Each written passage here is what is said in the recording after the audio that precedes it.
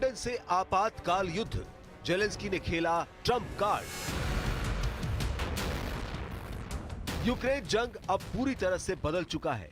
अब ये युद्ध सिर्फ जेलेंस्की का युद्ध नहीं रह गया है, बल्कि ये पूरे यूरोप और नेटो देशों का युद्ध बन गया है। व्हाइट हाउस के ओवल ऑफिस में जेलेंस्की और ट्रंप के बीच हुई तीखी बहस ने यूक्रेन युद्ध के सारे समीकरण बदल दिए हैं।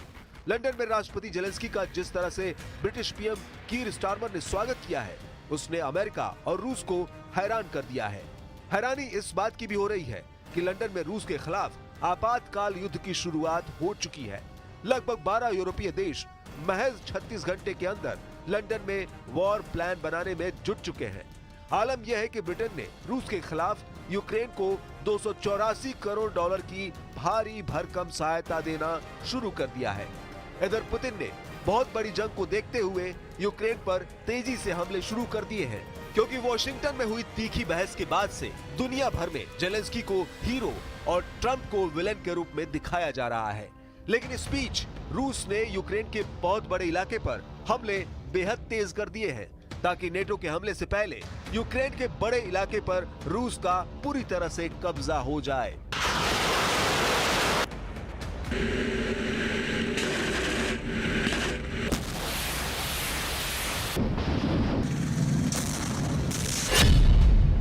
ब्रिटेन फ्रांस का खुला चैलेंज, ट्रंप पुतिन से लड़ेंगी यूरोप सेना।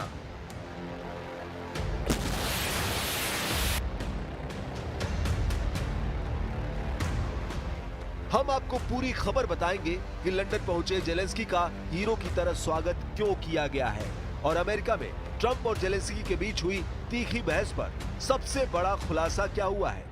लेकिन उससे पहले आप ये जान लीजिए कि यूक्रेन को रूस से बचाने के लिए यूक्रेन और रूस से सटे नेटो देशों के बॉर्डर पर क्या तैयारियां शुरू हो चुकी हैं। खुफिया खबरों में दावा किया गया है कि नेटो देश पोलैंड, एस्टोनिया, लातविया और लिथुआनिया की तरफ से रूस पर हमले की तैयारियां शुरू हो चुकी हैं। यानी अब नेटो और यूरोपीय संघ के लाखों सैनिक रूस पर हमला कर सकते हैं।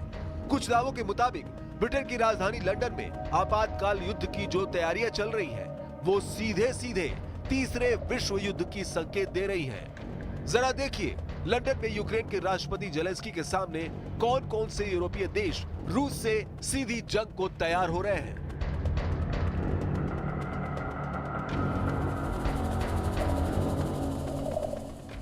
ब्रिटेन के लंदन में रूस के खिलाफ बड़े जंग को देखते हुए नेटो और यूरोपीय यूनियन के देशों की मीटिंग हुई है। हैरानी की बात तो यह है कि राष्ट्रपति जेलेंस्की का यूक्रेन न तो नेटो का सदस्य है और न ही यूरोपीय यूनियन है, लेकिन उसके बावजूद ब्रिटेन ने जेलेंस्की को मीटिंग में शामिल किया है। ब्रिटेन के प्रधानमंत्री कीर स्टारमर ने यूक्रेन का खुलकर समर्थन किया है और ऐलान किया है कि यूक्रेन को जंग के लिए ब्रिटेन की तरफ से 284 करोड़ डॉलर मिलने जा रहे हैं। कुछ खबरों के दावों के मुताबिक यूरोपीय यूनियन के 27 देशों में से 12 यूरोपीय देश यूक्रेन युद्ध में शामिल होने के लिए तैयार हो चुके हैं।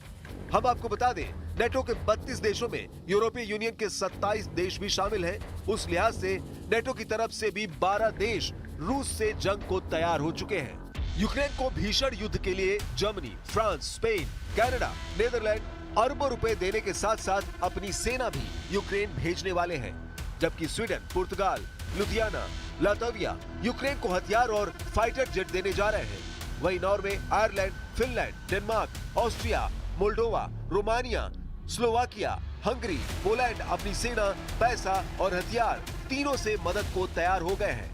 पोलैंड ने तो नेटो और यूरोपीय यूनियन की तरफ से रूस के खिलाफ खुलकर जंग करने का ऐलान भी कर दिया है।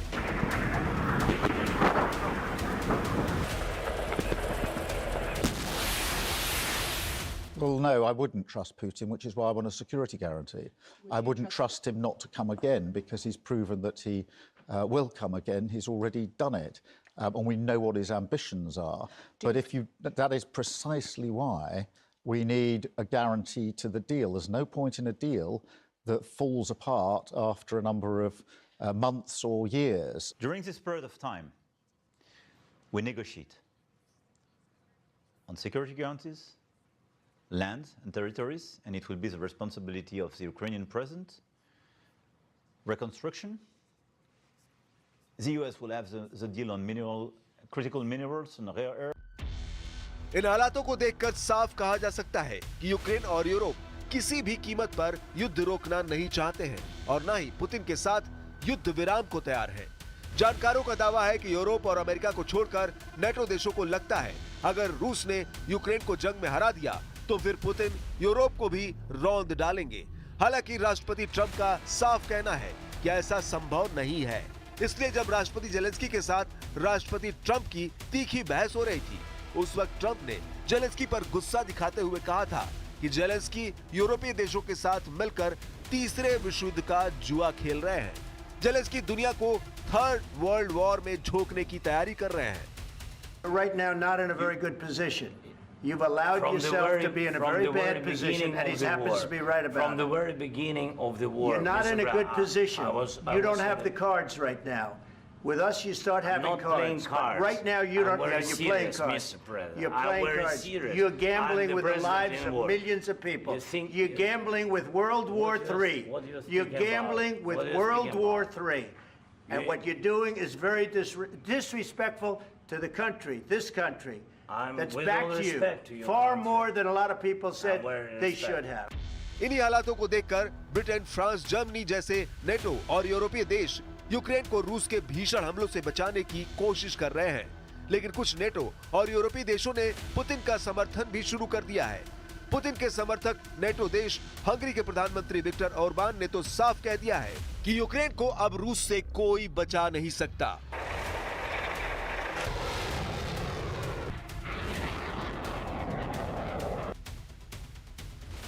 नेटो देशों में फूट का सबसे बड़ा सबूत नेटो देश हंगरी की तरफ से साफ देखा जा सकता है।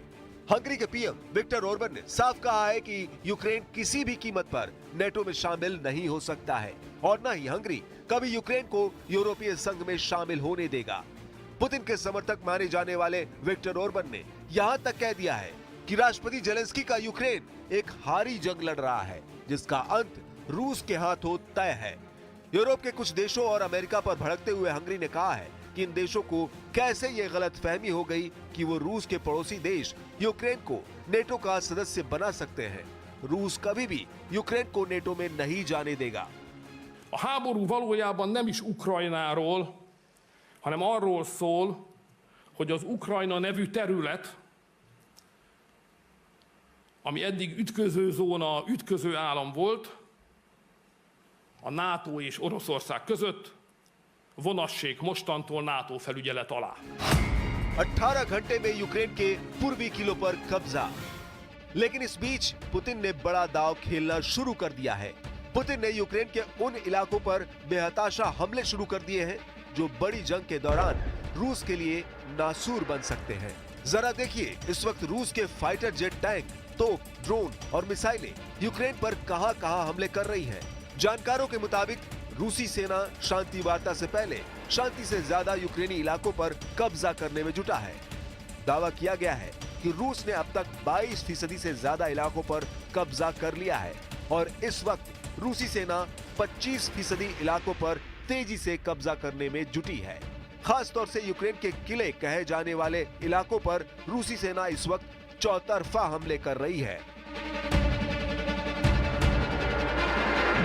Institute for the study of war यानी ISW के अधिकारियों के मुताबिक इस वक्त रूस की सेना यूक्रेन के दक्षिणी इलाके किले की बेल्ट के नाम से मशहूर इलाकों पर कब्जा कर रही है। ISW के मुताबिक रूसी सेना यूक्रेन, टोरेस्क और पूर्वी पोक्रोवस से हमले तेज कर चुकी है, जहां वो यूक्रेन के कोस्त्यतिनिवका पर कब्जा करने के करीब है। इसके अलावा यूक्रेन के डोनेस्क पर भी रूसी सेना कब्जा करने की पूरी तैयारी कर चुकी है। ISW की स्टडी के मुताबिक यूक्रेन की किले की बेल्ट में यूक्रेन के सबसे अच्छे इलाके स्लोवेंस्क, क्रामाटोर्स्क, ड्रूस्किवका और कोस्त्यतिनिवका माने जाते हैं। इन यूक्रेनी शहरों के साथ 50 किलोमीटर लंबी रेखा जुड़ी है जो पूर्वी यूक्रेन में डोनेस्क ओब्लास्ट में कीव की सुरक्षा की रेखा मानी जाती है। यहीं पर रूसी सेना इस वक्त बड़े हमले कर रही है। टेलीग्राम पर एक पोस्ट में यूक्रेनी सैन्य विश्लेषक कोस्टेटिन बैशोविट्स ने दावा किया है कि रूस ने हाल ही में 20वीं मोटराइज्ड राइफल डिवीजन की 242वीं, 255वीं और 33वीं मोटराइज्ड राइफल रेजिमेंट और 150वीं मोटराइज्ड राइफल डिवीजन की 102वीं और 103वीं मोटराइज्ड राइफल रेजिमेंट और 163वीं टैंक रेजिमेंट के तत्वों को टोरेट्स और पूर्वी पोक्रोवस्क में फिर से तैनात किया है, ताकि यूक्रेनी सेना को दोबारा हमला करने का मौका ही न मिले। 170 रूसी जेट ने रौंद डाले यूक्रेन के 5 शहर। इधर पुतिन ने जब से ऐलान किया है कि वो यूक्रेन के राष्ट्रपति जेलेंस्की से युद्ध विराम पर कोई बातचीत नहीं करेंगे, उसके बाद से रूस के हमले पूर्वी यूक्रेन, दक्षिणी यूक्रेन और पश्चिमी यूक्रेन पर खास तौर से बेहद तेज हो चुके हैं। एक अनुमान के मुताबिक रूसी सेना के 2.5 लाख सैनिक अकेले यूक्रेन के 3 इलाकों पर हमला करने में जुटे हैं। रूसी सेना इस वक्त जमीन पर अपनी स्पेशल फोर्स के जरिए भीषण हमले कर रही है, जबकि रूसी वायुसेना अपने मिग और सुखोई सीरीज के कम से कम 170 फाइटर जेट विमानों से यूक्रेनी शहरों पर भूखे शेरों की तरह टूट पड़ी है। दावा किया जा रहा है कि रूस ने पूर्वी यूक्रेन के कम से कम 32 गांवों पर पिछले 5 महीनों में कब्जा कर लिया है। इधर रूस के रक्षा मंत्रालय ने एक वीडियो जारी कर यूक्रेन के जर्जिस्क शहर पर कब्जे का दावा किया है। रूसी न्यूज आउटलेट आरटी के मुताबिक यूक्रेन के डोनेस्क क्षेत्र में स्थित जर्जिस्क शहर पर रूस ने पूरी तरह से कब्जा कर लिया है। जर्जिस्क के अलावा रूस ने यहाँ मौजूद 2 गांव द्रुजबा और क्रिप्सकोए पर भी कंट्रोल की बात कही है। रूसी सेना का ये भी बहुत बड़ा दावा है कि यूक्रेन के जर्जिस्क शहर की रक्षा के लिए लगभग 40,000 सैनिकों को तैनात किया था, जिनमें से ज्यादा यूक्रेनी सैनिकों को रूसी सेना ने 5 महीने की खूनी जंग में मार डाला है। रूस का दावा है कि उसने जर्जिस्क शहर और उसके आसपास यूक्रेनी सेना के 26,000 सैनिकों को पिछले 5 महीनों की जंग में मार डाला है। वीडियो फुटेज में रूसी ड्रोन्स की यूक्रेनी रसद और सैनिकों को निशाना बनाते हुए साफ देखा जा सकता है। रूस की डिफेंस मिनिस्ट्री का ये भी दावा है कि यूक्रेनी सेना ने शहर की लगभग हर इमारत को किले में तब्दील कर दिया था, जिसे रूसी सेना ने तबाह कर डाला है। Но если есть желание вести переговоры и найти компромиссное решение, пусть ведут там кто угодно эти переговоры. Мы, естественно, будем добиваться того, что нас устраивает, что соответствует нашим интересам. Но вот с точки зрения подписания документов, здесь, конечно, все должно быть так, чтобы юристы нам подтвердили легитимность тех людей, которые будут уполномочены украинским государством подписывать эти соглашения. कुछ ताजा तस्वीरों से पता चलता है कि रूसी सेना ने हाल के दिनों में भारी संख्या में अंतर महाद्वीपीय बैलिस्टिक मिसाइलों को बड़े हमले के लिए तैयार कर लिया है। तस्वीरों में साफ देखा जा सकता है कि रूसी सेना यार्स अंतर महाद्वीपीय बैलिस्टिक मिसाइलों को तैनात कर रही है। रूसी मिसाइल ब्रिगेड के लड़ाके भी तेजी से यार्स अंतर महाद्वीपीय बैलिस्टिक मिसाइलों को गुप्त युद्धाभ्यास पर तैनात कर रहे हैं। ये तस्वीरें 6 फरवरी को जारी की गई है, जिनके बारे में दावा किया गया है कि ये तस्वीरें रूस के वोल्गा इलाके की है, जहां यार्स अंतर महाद्वीपीय बैलिस्टिक मिसाइलों को हमले के लिए तैयार कर लिया गया है।